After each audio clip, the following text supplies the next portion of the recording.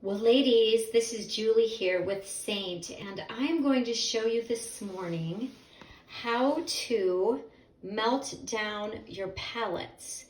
As you can see, I've got a couple that are really getting low, and I'm going to melt them down so I can get every bit of product out of them. Now, I use a tweezers.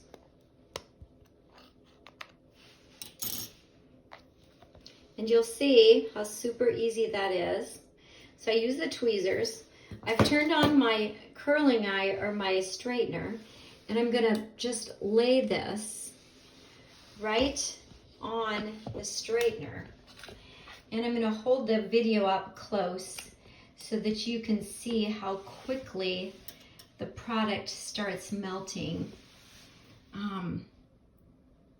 Yeah, this is amazing. It's amazing. Can you see already how that's starting to melt down? And it doesn't take long at all. You can also, if you don't have a straightener, you can take and preheat your oven to just really low, like to its lowest temp. Set these on a sheet, on a baking sheet, and then, yeah, it's super, it'll melt them down just, again, in a matter of seconds. So this is melting really well.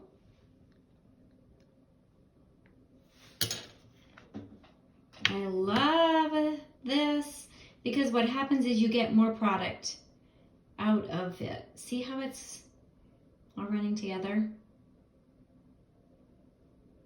Okay, so yeah, I'm gonna shut this off and I'm gonna let it cool before I try to take it off. I've also done it before where I've just kind of scooched it. I don't want to spill it all over though. So you can scooch it to the edge and grab the end, but you get the gist of it. So melt down your tins, and then of course when they start getting too far gone, then hop on the link and reorder or contact me and we can get some reordered for you. And that's how you melt down and get the most out of your tins. Enjoy.